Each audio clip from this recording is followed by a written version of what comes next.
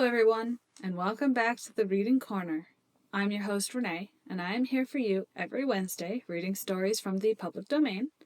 We are currently reading through Cranford by Elizabeth Gaskell, written in 1853. And without further ado, let's get into it. Chapter 10. The Panic. I think a series of circumstances dated from Signor Brunoni's visit to Cranford, which seemed at the time connected in our minds with him, though I don't know that he had anything really to do with them. All at once, all sorts of uncomfortable rumours got afloat in the town. There were one or two robberies, real, bona fide robberies. Men had up before the magistrates and committed for trial. And that seemed to make us all afraid of being robbed. And for a long time at Miss Mattie's, I know, we used to make a regular expedition all round the kitchens and cellars every night, Miss Mattie leading the way, armed with the poker, I following with the hearth-brush, and Martha carrying the shovel and fire-irons with which to sound the alarm. And by the accidental hitting together of them she often frightened us so much that we bolted ourselves up, all three together, in the back kitchen or storeroom or wherever we happened to be, till, when our affright was over, we recollected ourselves and set out afresh with double valiance. By day we heard strange stories from the shopkeepers and cottagers of carts that went about in the dead of night, drawn by horses shod with felt, and guarded by men in dark clothes, going round the town, no doubt, in search of some unwatched house or some unfastened door.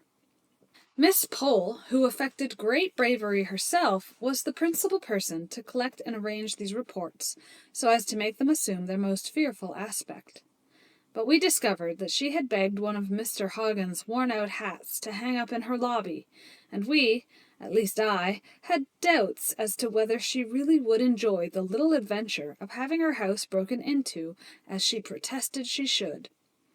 Miss Mattie made no secret of being an arrant coward, but she went regularly through her housekeeper's duty of inspection. Only the hour for this became earlier and earlier, till at last we went the rounds at 6:30, and Miss Mattie adjourned to bed soon after 7, in order to get the night over sooner. Cranford had so long piqued itself on being an honest and moral town that it had grown to fancy itself too genteel and well-bred to be otherwise, and felt the stain upon its character at this time doubly. But we comforted ourselves with the assurance which we gave to each other that the robberies could never have been committed by any Cranford person. It must have been a stranger or strangers who brought this disgrace upon the town, and occasioned as many precautions as if we were living among the Red Indians or the French.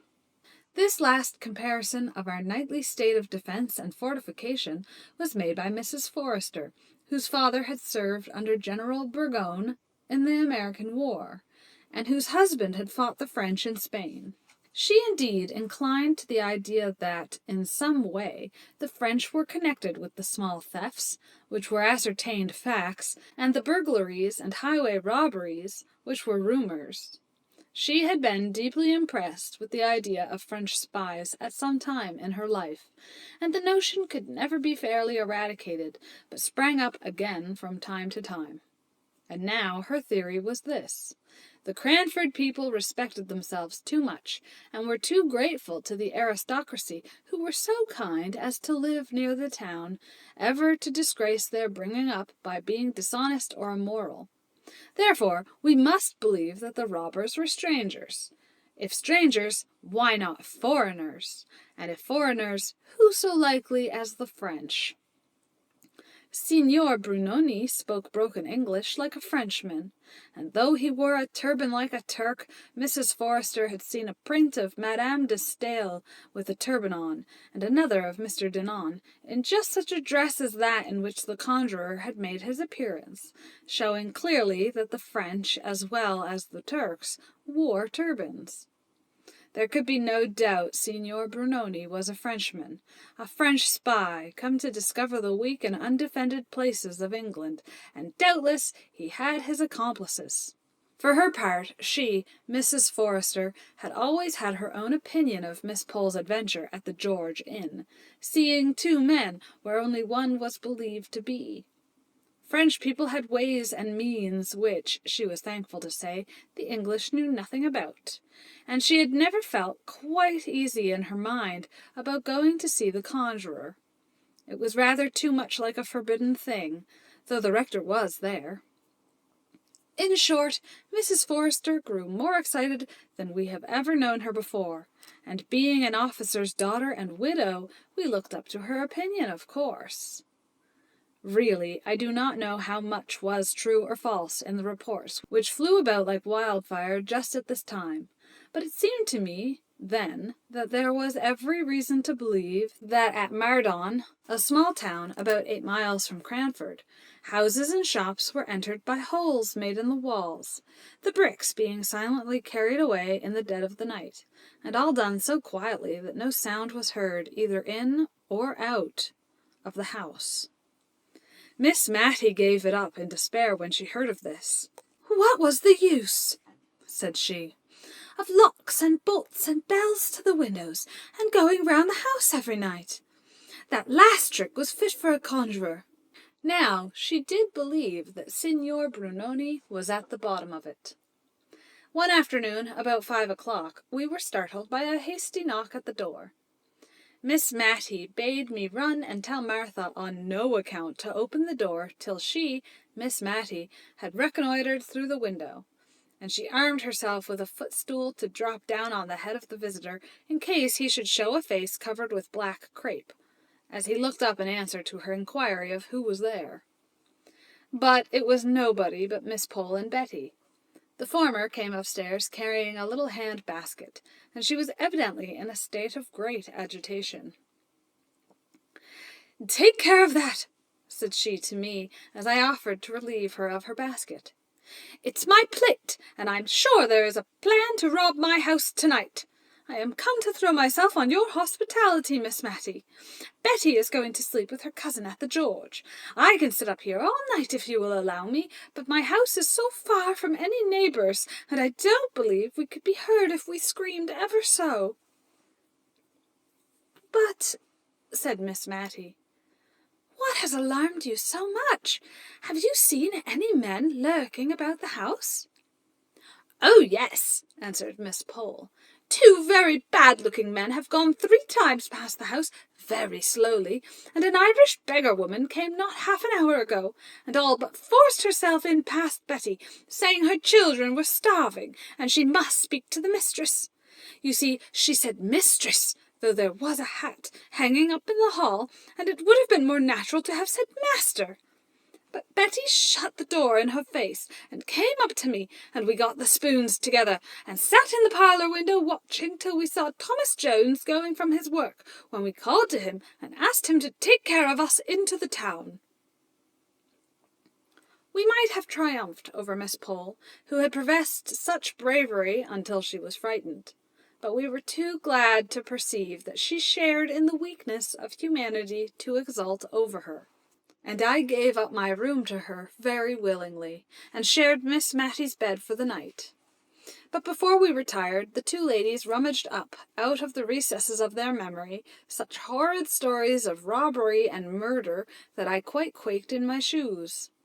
Miss Pole was evidently anxious to prove that such terrible events had occurred within her experience that she was justified in her sudden panic, and Miss Matty did not like to be outdone, and capped every story with one yet more horrible, till it reminded me oddly enough of an old story I had read somewhere, of a nightingale and a musician, who strove one against the other, which could produce the most admirable music, till poor Philomel dropped down dead. One of the stories that haunted me for a long time afterwards was of a girl who was left in charge of a great house in Cumberland on some particular fair day, when the other servants all went off to the gaieties. The family were away in London, and a pedlar came by and asked to leave his large and heavy pack in the kitchen, saying he would call for it again at night, and the girl, a gamekeeper's daughter, roaming about in search of amusement, chanced to hit upon a gun hanging up in the hall, and took it down to look at the chasing, and it went off through the open kitchen door, hit the pack, and a slow dark thread of blood came oozing out. How Miss Pole enjoyed this part of the story, dwelling on each word as if she loved it. She rather hurried over the further account of the girl's bravery, and I have but a confused idea that somehow she baffled the robbers with Italian irons, heated red-hot, and then restored to blackness by being dipped in grease. We parted for the night with an awe-stricken wonder as to what we should hear of in the morning, and on my part with a vehement desire for the night to be over and gone. I was so afraid lest the robbers should have seen from some dark lurking place that Miss Pole had carried off her plate, and thus have a double motive for attacking our house. But until Lady Glenmire came to call the next day, we heard of nothing unusual. The kitchen fire irons were in exactly the same position against the back door as when Martha and I had skilfully plied them up, like spilkins, ready to fall with an awful clatter, if only a cat had touched the outside panels. I had wondered what we should do, if thus awakened and alarmed, and had proposed to Miss Matty that we should cover up our faces under the bedclothes, so that there should be no danger of the robbers thinking that we could identify them.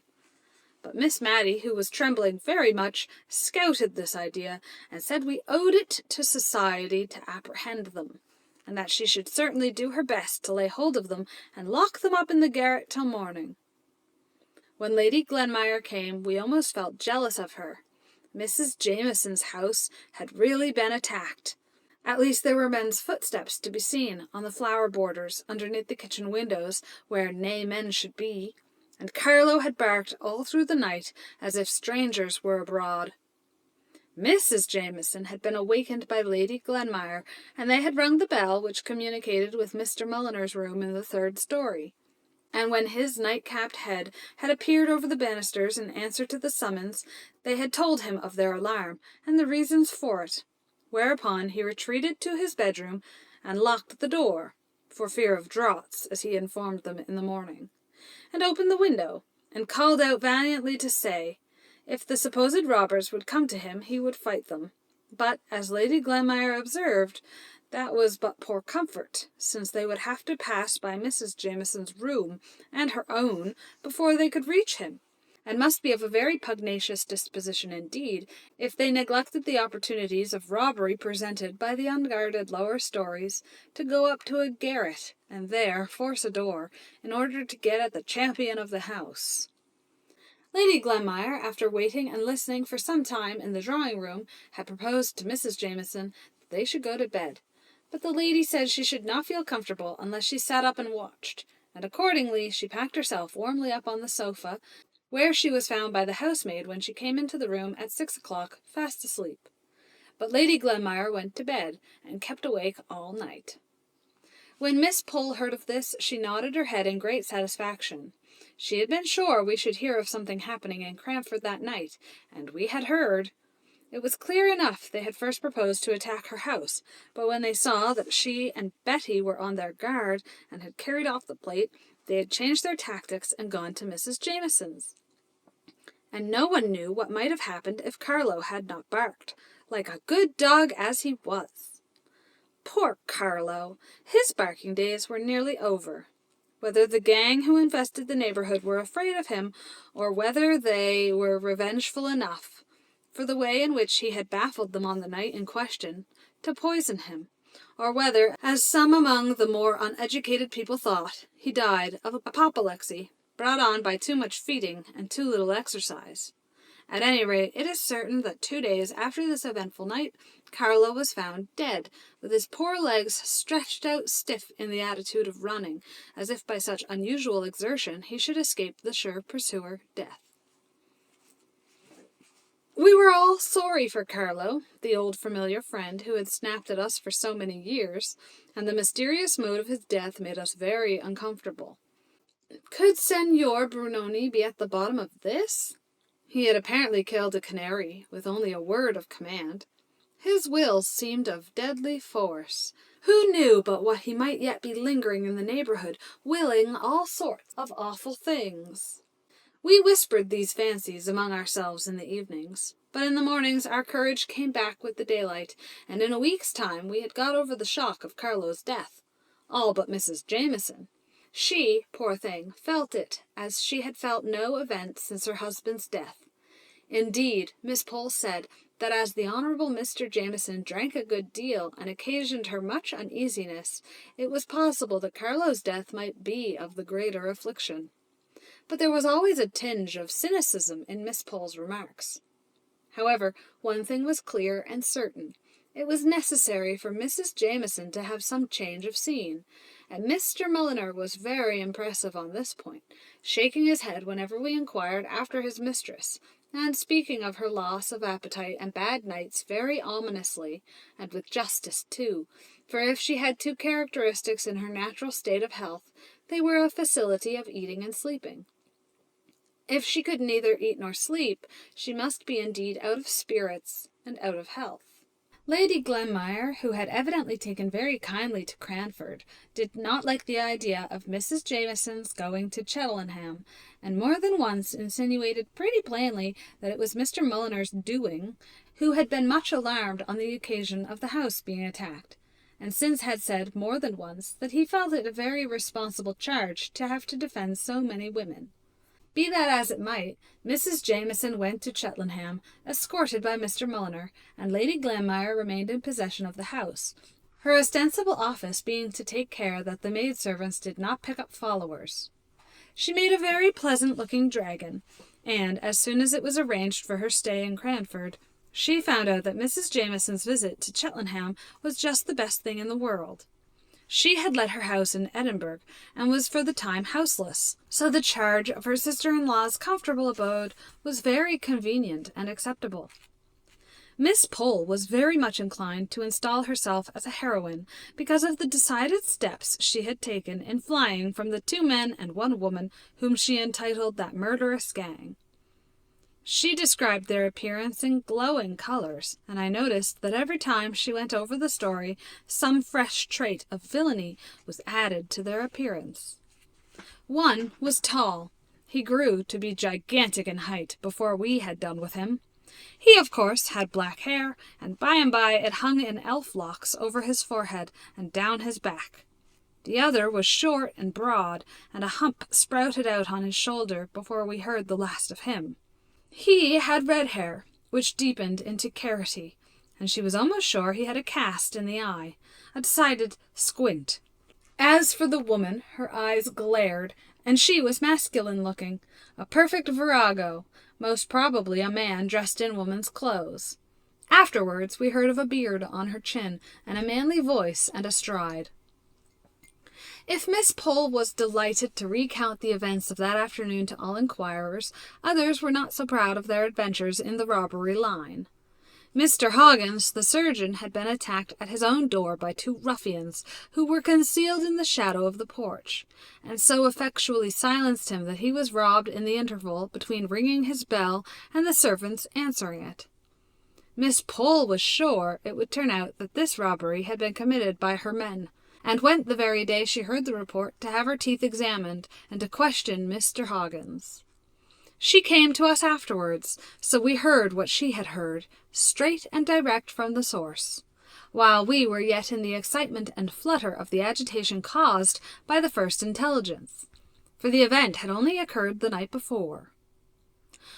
"Well," said Miss Pole, sitting down with the decision of a person who has made up her mind as to the nature of life in the world, and such people never tread lightly or seat themselves without a bump. "Well, Miss Matty, men will be men. Every mother's son of them wishes to be considered Samson and Solomon rolled into one, too strong ever to be beaten or discomfited, too wise ever to be outwitted. If you will notice, they have always foreseen events, though they never tell one for one's warning before the events happen. My father was a man, and I know the sex pretty well." She had taken herself out of breath, and we should have been very glad to fill up the necessary pause as chorus, but we did not exactly know what to say, or which man had suggested this diatribe against the sex, so we only joined in generally, with a grave shake of the head, and a soft murmur of, "They are very incomprehensible, certainly." "Now only think," said she, There, I have undergone the risk of having one of my remaining teeth drawn, for one is terribly at the mercy of any surgeon dentist, and I, for one, always speak them fair till I have got my mouth out of their clutches. And after all, Mr. Hoggins is too much of a man to own that he was robbed last night." "Not robbed!" exclaimed the chorus. "Don't tell me!" Miss Pole exclaimed, angry that we could be for a moment imposed upon. "I believe he was robbed, just as Betty told me, and he is ashamed to own it. And to be sure, it was very silly of him to be robbed just at his own door. I dare say he feels that such a thing won't raise him in the eyes of Cranford society, and is anxious to conceal it. But he need not have tried to impose upon me by saying I must have heard an exaggerated account of some petty theft of the neck of mutton, which it seems was stolen out of the safe in his yard last week. He had the impertinence to add he believed that was taken by the cat. I have no doubt, if I could get at the bottom of it, it was that Irishman, dressed up in women's clothes, who came spying about my house with the story about the starving children." After we had duly condemned the want of candour which Mr. Hoggins had evinced, and abused men in general, taking him for the representative and type, we got round to the subject about which we had been talking when Miss Pole came in, namely, how far, in the present disturbed state of the country, we could venture to accept an invitation which Miss Matty had just received from Mrs. Forrester to come as usual, and keep the anniversary of her wedding day by drinking tea with her at 5 o'clock, and playing a quiet pool afterwards. Mrs. Forrester had said that she asked us with some diffidence, because the roads were, she feared, very unsafe. But she suggested that perhaps one of us would not object to take the sedan, and that the others, by walking briskly, might keep up with the long trot of the chairman, and so we might all arrive safely at Overplace, a suburb of the town. No, that is too large an expression, a cluster of houses separated from Cranford by about 200 yards of a dark and lonely lane. There was no doubt but that a familiar note was awaiting Miss Pole at home, so her call was a very fortunate affair, as it enabled us to consult together.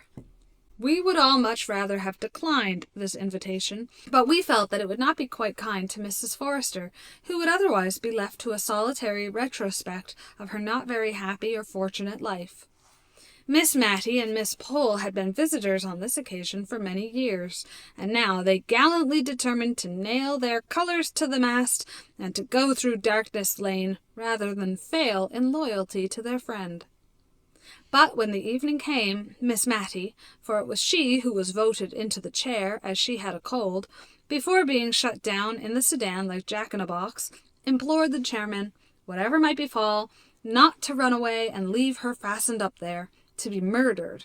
And even after they had promised, I saw her tighten her features into the stern determination of a martyr, and she gave me a melancholy and ominous shake of the head through the glass. However, we got there safely, only rather out of breath, for it was who could trot hardest through Darkest Lane, and I am afraid poor Miss Matty was sadly jolted. Mrs. Forrester had made extra preparations in acknowledgment of our exertion in coming to see her through such dangers.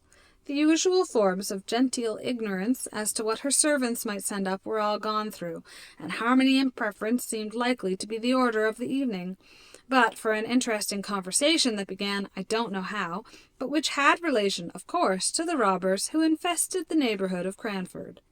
Having braved the dangers of Darkness Lane, and thus having a little stock of reputation, for courage to fall back upon, and also, I dare say, desirous of proving ourselves superior to men, videlicet Mr. Hoggins, in the article of candour, we began to relate our individual fears, and the private precautions we each of us took. I owned that my pet apprehension was eyes looking at me and watching me, glittering out from some dull, flat wooden surface, and that if I dared to go up to my looking-glass when I was panic-stricken, I should certainly turn it round with its back towards me for fear of seeing eyes behind me looking out of the darkness. I saw Miss Matty nerving herself up for a confession, and at last out it came. She owned that ever since she had been a girl, she had dreaded being caught by her last leg, just as she was getting into her bed by someone concealed under it. She said when she was younger and more active, she used to take a flying leap from a distance, and so bring both her legs up safely into bed at once. But that this had always annoyed Deborah, who piqued herself upon getting into bed gracefully, and she had given it up in consequence. But now the old terror would often come over her, especially since Miss Pole's house had been attacked. We had got quite to believe in the fact of the attack having taken place. And yet it was very unpleasant to think of looking under a bed and seeing a man concealed with a great fierce face staring out at you, so she had bethought herself of something. Perhaps I had noticed that she told Martha to buy her a penny ball, such as children play with, and now she rolled this ball under the bed every night. If it came out on the other side, well and good. If not, she always took care to have her hand on the bell-rope, and meant to call out John and Harry, just as if she expected men-servants to answer her ring. We all applauded this ingenious contrivance, and Miss Matty sank back into a satisfied silence, with a look at Mrs. Forrester as if to ask for her private weakness. Mrs. Forrester looked askance at Miss Pole, and tried to change the subject a little by telling us that she had borrowed a boy from one of the neighbouring cottages, and promised his parents 100 weight of coals at Christmas, and his supper every evening, for the loan of him at nights. She had instructed him in his possible duties when he first came, and, finding him sensible, she had given him the Major's sword. The Major was her late husband, and desired him to put it very carefully behind his pillow at night, turning the edge toward the head of the pillow. He was a sharp lad, she was sure, for spying out the Major's cocked hat. He had said if he might have that to wear, he was sure he could frighten 2 Englishmen or 4 Frenchmen any day. But she had impressed upon him anew that he was to lose no time in putting on hats or anything else, but if he heard any noise, he was to run at it with his drawn sword. On my suggesting that some accident might occur from such slaughterous and indiscriminate directions, and that he might rush on Jenny getting up to wash, and have spitted her before he had discovered that she was not a Frenchman, Mrs. Forrester said she did not think that was likely, for he was a very sound sleeper, and generally had to be well shaken or cold-pigged in a morning before they could rouse him. She sometimes thought such dead sleep must be owing to the hearty suppers the poor lad ate, for he was half starved at home, and she told Jenny to see that he got a good meal at night. Still, this was no confession of Mrs. Forrester's peculiar timidity, and we urged her to tell us what she thought would frighten her more than anything. She paused and stirred the fire, and snuffed the candles, and then she said in a sounding whisper, "Ghosts." She looked at Miss Pole, as much as to say she had declared it and would stand by it. Such a look was challenging in itself. Miss Pole came down upon her with indigestion, spectral illusions, optical delusions, and a great deal out of Dr. Ferrier and Dr. Hibbert besides. Miss Matty had rather a leaning to ghosts, as I have mentioned before, and what little she did say was all on Mrs. Forrester's side, who, emboldened by sympathy, protested that ghosts were a part of her religion, that surely she, the widow of a major in the army, knew what to be frightened at and what not. In short, I never saw Mrs. Forrester so warm either before or since, for she was a gentle, meek, enduring old lady in most things. Not all the elder wine that ever was mulled could this night wash out the remembrance of this difference between Miss Pole and her hostess. Indeed, when the elder wine was brought in, it gave rise to a new burst of discussion, for Jenny, the little maiden who staggered under the tray, had to give evidence of having seen a ghost with her own eyes, not so many nights ago, in Darkness Lane, the very lane we were to go through on our way home. In spite of this uncomfortable feeling which this last consideration gave me, I could not help being amused at Jenny's position, which was exceedingly like that of a witness being examined and cross-examined by 2 counsel, who are not at all scrupulous about asking leading questions. The conclusion I arrived at was that Jenny had certainly seen something beyond what a fit of indigestion would have caused. A lady, all in white and without her head, was what she deposed and adhered to, supported by a consciousness of the secret sympathy of her mistress under the withering scorn with which Miss Pole regarded her. and not only she, but many others had seen this headless lady, who sat by the roadside wringing her hands as in deep grief. Mrs. Forrester looked at us from time to time with an air of conscious triumph, but then she had not to pass through Darkness Lane before she could bury herself beneath her own familiar bedclothes. We preserved a discreet silence as to the headless lady while we were putting on our things to go home, for there was no knowing how nearly the ghost head and ears might be, or what spiritual connections they might be keeping up with the unhappy body in Darkness Lane. And therefore even Miss Pole felt that it was as well not to speak lightly on such subjects for fear of vexing or insulting that woe-begone trunk. At least, so I conjecture, for instead of the busy clatter usual in the operation, we tied on our cloaks as sadly as mutes at a funeral. Miss Matty drew the curtains round the windows of the chair to shut out disagreeable sights, and the men, either because they were in spirits that their labours were so nearly ended, or because they were going downhill, set off at such a round and merry pace that it was all Miss Pole and I could do to keep up with them. She had breath for nothing beyond an imploring, "Don't leave me!" uttered as she clutched my arm so tightly that I could not have quitted her, ghost or no ghost. What a relief it was when the men, weary of their burden and their quick trot, stopped just where Headingley Causeway branches off from Darkness Lane. Miss Poole unloosed me and caught at one of the men. "Could not you take Miss Matty round by Headingley Causeway?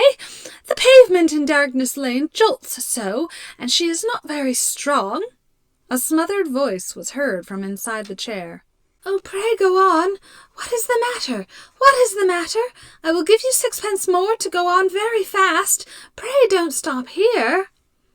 "And I'll give you a shilling," said Miss Pole, with tremulous dignity, "if you'll go by Headingley Causeway." The two men grunted acquiescence, and took up the chair, and went along the causeway, which certainly answered Miss Pole's kind purpose of saving Miss Matty's bones, for it was covered with soft, thick mud, and even a fall there would have been easy till the getting up came, when there might have been some difficulty in extrication. Chapter 11. Samuel Brown. The next morning I met Lady Glenmire and Miss Pole setting out on a long walk to find some old woman who was famous in the neighbourhood for her skill in knitting woolen stockings. Miss Pole said to me with a smile half kindly and half contemptuous upon her countenance, "I have just been telling Lady Glenmire of our poor friend Mrs. Forrester and her terror of ghosts.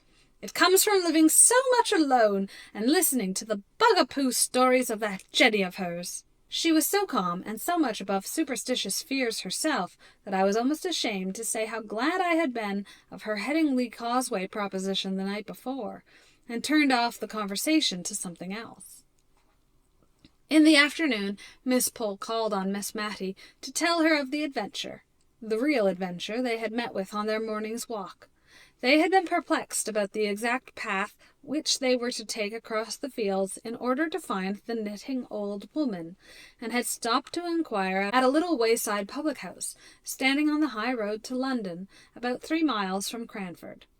The good woman had asked them to sit down and rest themselves while she fetched her husband, who could direct them better than she could, and while they were sitting in the sanded parlour, a little girl came in. They thought she belonged to the landlady, and began some trifling conversation with her. But on Mrs. Roberts' return, she told them that the little thing was the only child of a couple who were staying in the house. And then she began a long story, out of which Lady Glenmire and Miss Pole could only gather 1 or 2 decided facts, which were that, about 6 weeks ago, a light spring cart had broken down just before their door, in which there were 2 men, 1 woman, and this child. One of the men was seriously hurt, no bones broken, only shaken, the landlady called it. But he had probably sustained some severe internal injury, for he had languished in their house ever since, attended by his wife, the mother of this little girl. Miss Pole had asked what he was, what he looked like, and Mrs. Roberts had made answer that he was not like a gentleman, nor yet like a common person. If it had not been that he and his wife were such decent, quiet people, she could almost have thought he was a mountebank, or something of that kind, for they had a great box in the cart, full of she did not know what. She had helped to unpack it and take out their linen and clothes when the other man, his twin brother she believed he was, had gone off with the horse and cart. Miss Pole had begun to have her suspicions at this point, and expressed her idea that it was rather strange that the box and cart and horse and all should have disappeared. But good Mrs. Roberts seemed to have become quite indignant at Miss Pole's implied suggestion. In fact, Miss Pole said she was as angry as if Miss Pole had told her that she herself was a swindler. As the best way of convincing the ladies, she bethought her of begging them to see the wife. And, as Miss Pole said, there was no doubting the honest, worn, bronzed face of the woman, who at the first tender word from Lady Glenmire burst into tears, which she was too weak to check, until some word from the landlady made her swallow down her sobs, in order that she might testify to the Christian kindness shown by Mr. and Mrs. Roberts. Miss Pole came round with a swing to as vehement a belief in the sorrowful tale as she had been sceptical before, and as a proof of this, her energy in the poor sufferer's behalf was nothing daunted when she found out that he, and no other, was our Signor Brunoni, to whom all Cranford had been attributing all manner of evil this 6 weeks past. Yes, his wife said his proper name was Samuel Brown. Sam, she called him, but to the last we preferred calling him the Signor. It sounded so much better. The end of their conversation with the Signora Brunoni was that it was agreed that he should be placed under medical advice, and for any expense incurred in procuring this Lady Glenmire promised to hold herself responsible, and had accordingly gone to Mr. Hoggins to beg him to ride over to the Rising Sun that very afternoon and examine into the Signor's real estate. And as Miss Pole said, if it was desirable to remove him to Cranford to be more immediately under Mr. Hoggins' eye, she would undertake to see for lodgings and arrange about the rent. Mrs. Roberts had been as kind as could be all throughout, but it was evident that their long residence there had been a slight inconvenience. Before Miss Pole left us, Miss Matty and I were as full of the morning's adventure as she was. We talked about it all the evening, turning it in every possible light, and we went to bed anxious for the morning, when we should surely hear from someone what Mr. Hoggins thought and recommended. For, as Miss Matty observed, though Mr. Hoggins did say "Jack's up," a fig for his heels, and called preference pref, she believed he was a very worthy man and a very clever surgeon. Indeed, we were rather proud of our doctor at Cranford, as a doctor. We often wished, when we heard of Queen Adelaide or the Duke of Wellington being ill, that they would send for Mr. Hoggins. But, on consideration, we were rather glad they did not, for if we were ailing, what should we do if Mr. Hoggins had been appointed physician in ordinary to the royal family? As a surgeon, we were proud of him, but as a man, or rather, I should say, as a gentleman, we could only shake our heads over his name and himself, and wish that he had read Lord Chesterfield's letters in the days when his manners were susceptible of improvement. Nevertheless, we all regarded his dictum in the Signor's case as infallible, and when he said that with the care and attention he might rally, we had no more fear for him. But, although we had no more fear, everybody did as much as if there was great cause for anxiety, as indeed there was, until Mr. Hoggins took charge of him. Miss Pole looked out clean and comfortable, if homely lodgings. Miss Matty sent the sedan chair for him, and Martha and I aired it well before it left Cranford by holding a warming pan full of red-hot coals in it, and then shutting it up close, smoke and all, until the time when he should get into it at the Rising Sun. Lady Glenmire undertook the medical department under Mr. Hoggins' directions, and rummaged up all Mrs. Jameson's medicine glasses and spoons and bed-tables, and in a free and easy way that made Miss Matty feel a little anxious as to what the lady and Mr. Mulliner might say, if they knew. Mrs. Forrester made some of the bread jelly, for which she was so famous, to have ready as a refreshment in the lodgings when he should arrive. A present of this bread jelly was the highest mark of favour dear Mrs. Forrester could confer. Miss Pole had once asked her for the receipt, but she had met with a very decided rebuff. That lady told her that she could not part with it to anyone during her life, and that after her death it was bequeathed, as her executors would find, to Miss Matty. What Miss Matty, or, as Mrs. Forrester called her, remembering the clause in her will and the dignity of the occasion, Miss Matilda Jenkins, might choose to do with that receipt when it came into her possession, Whether to make it public or to hand it down as an heirloom, she did not know, nor would she dictate. And a mould of this admirable, digestible, unique bread jelly was sent by Mrs. Forrester to our poor sick conjurer. Who says that the aristocracy are proud? Here was a lady by birth a Tyrell, and descended from the great Sir Walter that shot King Rufus, and in whose veins ran the blood of him who murdered the little princes in the Tower, going every day to see what dainty dishes she could prepare for Samuel Brown, a mountebank. But indeed, it was wonderful to see what kind feelings were called out by this poor man's coming amongst us, and also wonderful to see how the great Cranford panic, which had been occasioned by his first coming in his Turkish dress, melted away into thin air on his second coming. Pale and feeble, and with his heavy filmy eyes, that only brightened a very little when they fell upon the countenance of his faithful wife or their pale and sorrowful little girl. Somehow we all forgot to be afraid. I dare say it was that finding out that he, who had first excited our love of the marvellous by his unprecedented acts, had not sufficient everyday gifts to manage a shying horse, made us feel as if we were ourselves again. Miss Pole came with her little basket at all hours of the evening, as if her lonely house and that unfrequented road to it had never been infested by that murderous gang. Mrs. Forrester said she thought that neither Jenny nor she mind the headless lady who wept and wailed in Darkness Lane, for surely the power was never given to such beings to harm those who went about to try and do what little good was in their power. To which Jenny tremblingly assented, but the mistress's theory had little effect on the maid's practice until she had sewn 2 pieces of red flannel in the shape of a cross on her inner garments. I found Miss Matty covering her penny ball, the ball that she used to roll under her bed, with gay colouring worsted in rainbow stripes. "My dear," said she, "my heart is sad for that little careworn child. Although her father is a conjurer, she looks as if she has never had a good game of play in her life.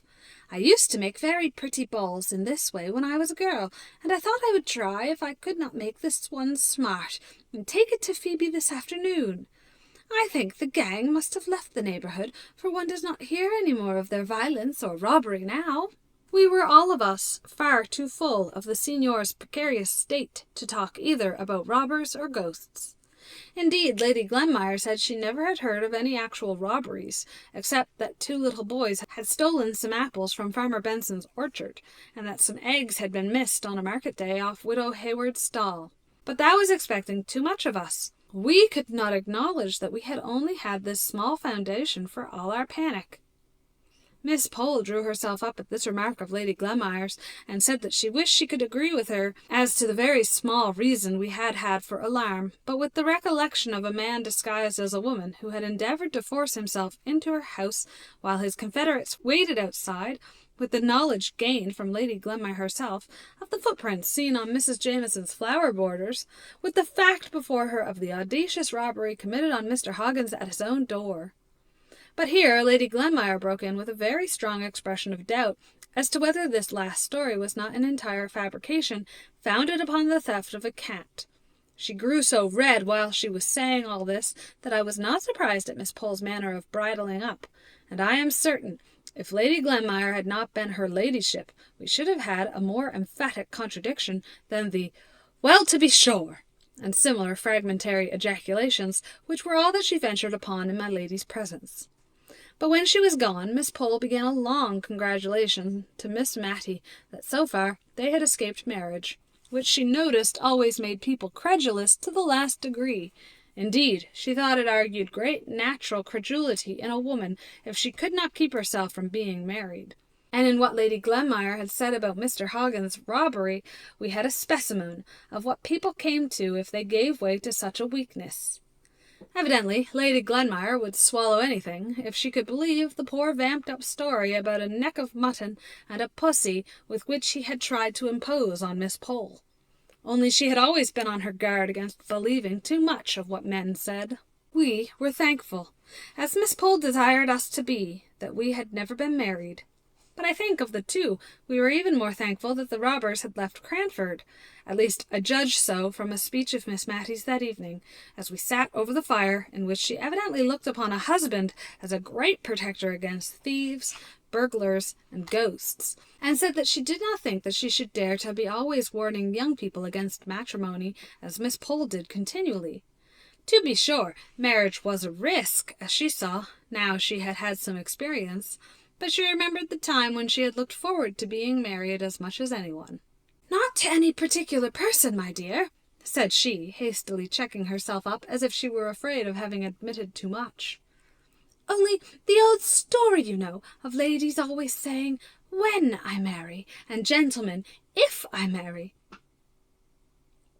It was a joke spoken in rather a sad tone, and I doubt if either of us smiled, but I could not see Miss Matty's face by the flickering firelight. In a little while she continued, "But after all, I have not told you the truth. It is so long ago, and no one ever knew how much I thought of it at the time, unless, indeed, my dear mother guessed. But I may say that there was a time when I did not think I should have been only Miss Matty Jenkins all my life. For even if I did meet with anyone who wished to marry me now, and, as Miss Pole says, one is never too safe, I could not take him. I hope he would not take it too much to heart, but I could not take him, or anyone, but the person I once thought I should be married to, and he is dead and gone, and he never knew how it all came about that I said no, when I had thought many and many a time. Well, it's no matter what I thought. God's ordained it all, and I am very happy, my dear. No one has had such kind friends as I," continued she, taking my hand and holding it in hers. If I had never known of Mr. Holbrook, I could have said something in this pause, but as I had, I could not think of anything that would come in naturally, and so we both kept silence for a little time. "My father once made us," she began, "keep a diary in 2 columns. On one side we were to put down in the morning what we thought would be the course and events of the coming day, and at night we were to put down on the other side what really had happened. It would be to some people rather a sad way of telling their lives." A tear dropped upon my hand at these words. "I don't mean that mine has been sad, only so very different to what I expected. I remember one winter's evening sitting over our bedroom fire with Deborah. I remember it as if it were yesterday, and we were planning our future lives. Both of us were planning, though only she talked about it. She said she should like to marry an archdeacon and write his charges. And you know, my dear, she never was married, and for aught I know she never spoke to an unmarried archdeacon in her life. I never was ambitious, nor could I have written charges, but I thought I could manage a house. My mother used to call me her right hand, and I was always so fond of little children. The shyest babies would stretch out their little arms to come to me. When I was a girl, I was half my leisure time nursing in the neighbouring cottages, but I don't know how it was when I grew sad and grave, which I did a year or 2 after this time. The little things drew back from me, and I am afraid I lost the knack, though I am just as fond of children as ever, and have a strange yearning at my heart whenever I see a mother with her baby in her arms. Nay, my dear," and by a sudden blaze which sprang up from a fall of the unstirred coals, I saw that her eyes were full of tears, gazing intently on some vision of what might have been. "Do you know, I dream sometimes that I have a little child, always the same, a little girl of about 2 years old. She never grows older, though I have dreamt about her for many years. I don't think I ever dream of any words or sounds that she makes. She's very noiseless and still, but she comes to me when she is very sorry or very glad, and I have wakened with a clasp of her dear little arms round my neck. Only last night, perhaps because I had gone to sleep thinking of this ball for Phoebe, my little darling came in my dream and put up her mouth to be kissed, just as I have seen real babies do to real mothers before going to bed. Oh, but all this is nonsense, dear, only don't be frightened by Miss Pole from being married. I can fancy it may be a very happy state, and a little credulity helps one on through life very smoothly. Better than always doubting and seeing difficulties and disagreeables in everything." If I had been inclined to be daunted from matrimony, it would not have been Miss Pole to do it. It would have been the lot of poor Signor Brunoni and his wife. And yet again it was an encouragement to see how, through all their cares and sorrows, they thought of each other and not of themselves. And how keen were their joys, if they only passed through each other, or through the little Phoebe. The Signora told me one day a good deal about their lives up to this period. It began by my asking her whether Miss Pole's story of the twin brothers were true. It sounded so wonderful a likeness that I should have had my doubts, if Miss Pole had not been unmarried. But the Signora, or as we found out, she preferred to be called Mrs. Brown, said it was quite true, that her brother-in-law was, by many, taken for her husband, which was of great assistance to them in their profession. Though, she continued, how people can mistake Thomas for the real Signor Brunoni, I can't conceive. But he says they do, so I suppose I must believe him. Not but what he is a very good man. I'm sure I don't know how we should have paid our bill at the Rising Sun, but for the money he sends. But people must know very little about art if they can take him for my husband. Why, miss, in the ball trick, where my husband spreads his fingers wide and throws out his little finger with quite an air and a grace, Thomas just clumps up his hand like a fist, and might have ever so many balls hidden in it. Besides, he has never been in India, and knows nothing of a proper sit of a turban. Have you been in India? Said I, rather astonished. Oh, yes, many a year, ma'am. Sam was a sergeant in the 31st, and when the regiment was ordered to India, I drew a lot to go, and I was more thankful than I can tell, for it seemed as if it would only be a slow death to me to part from my husband. But indeed, ma'am, if I had known all, I don't know whether I would not rather have died there, and then gone through what I have done since. To be sure, I've been able to comfort Sam, and to be with him. Ma'am, I've lost 6 children, said she, looking up at me with those strange eyes that I've never noticed but in mothers of dead children, with a kind of wild look in them, as if seeking for what they never more might find. Yes, 6 children died off, like little buds nipped untimely in that cruel India. I thought as each died, I never would love a child again. And when the next came, it had not only its own love, but the deeper love that came from the thoughts of the little dead brothers and sisters. And when Phoebe was coming, I said to my husband, Sam, when the child is born, and I am strong, I shall leave you. It will cut my heart cruel, but if this baby dies too, I shall go mad. The madness is in me now, but if you let me go down to Calcutta, carrying my baby step by step, it will, maybe, work itself off, and I will save, and I will hoard, and I will beg, and I will die to get a passage home to England where our baby may live. God bless him. He said I might go, and he saved up his pay, and I saved every piece I could get for washing or any way, and when Phoebe came, and I grew strong again, I set off. It was very lonely, through the thick forests, dark again with their heavy trees, along by the riverside, but I had been brought up near the Avon in Warwickshire, so that flowing noise sounded like home. From station to station, from Indian village to village, I went along carrying my child. I had seen one of the officers' ladies with a little picture, ma'am, done by a Catholic foreigner, ma'am, of the Virgin and the little Saviour, ma'am. She had him on her arm, and her form was softly curled round him, and their cheeks touched. Well, when I went to bid goodbye to the lady for whom I had washed, she cried sadly, for she too had lost her children, but she had not another to save like me, and I was bold enough to ask her would she give me that print. And she cried the more, and said her children were with that little blessed Jesus, and gave it me, and told me that when she heard it had been painted on the bottom of a cask, which made it have that round shape. And when my body was very weary, and my heart was sick, for there were times when I misdoubted if I could ever reach my home, and there were times when I thought of my husband, and one time when I thought my baby was dying, I took out that picture, and I looked at it, till I could have thought the mother spoke to me, and comforted me, and the natives were very kind. We could not understand one another, but they saw my baby on my breast, and they came out to me, and brought me rice, and milk, and sometimes flowers. I have got some of the flowers dried.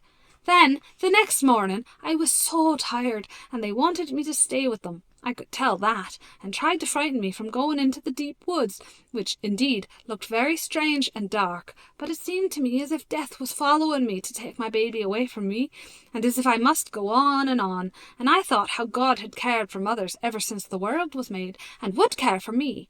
So I bade them goodbye and set off afresh. And once, when my baby was ill, and both she and I needed rest, he led me to a place where I found a kind Englishman lived, right in the midst of the natives. And you reached Calcutta safely at last? Yes, safely. Oh, when I knew I had only 2 days' journey more before me, I could not help it, ma'am. It might be idolatry, I cannot tell, but I was near one of them natives' temples, and I went into it with my baby to thank God for his great mercy, for it seemed to me that where others had prayed before to their God, in their joy or in their agony, was of itself a sacred place. And I got as servant to an invalid lady who grew quite fond of my baby aboard ships, and in 2 years' time Sam earned his discharge and came home to me and to our little child.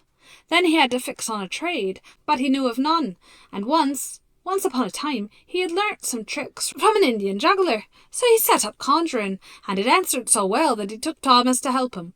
As his man, not as another conjurer, though Thomas had set it all up now on his own hook. But it has been a great help to us, that likeness between the twins, and made a good many tricks go off well that they made up together. And Thomas is a good brother, only he has not the fine carriage of my husband, so that I can't think how he can be taken for Signor Brunoni himself, as he says he is. Poor little Phoebe, said I, my thoughts going back to the baby she carried all those 100 miles. Ah, you may say so. I never thought I should have reared her, though when she fell ill at Chanderabadad. But that good kind Aga Jenkins took us in, which I believe was the very saving of her. Jenkins, said I. Yes, Jenkins. I shall think all people of that name are kind, for here is that nice old lady who comes every day to take Phoebe a walk. But an idea had flashed through my head. Could the Aga Jenkins be the lost Peter? True, he was reported by many to be dead, but equally true, some had said that he had arrived at the dignity of Great Lama of Tibet. Miss Mattie thought he was alive. I would make further inquiry. And that is where we are going to leave it for today. If you like what I do here on my channel, please like, subscribe, share me with all your friends, get me out there, leave a comment. But otherwise, I'll be seeing you guys later. Bye!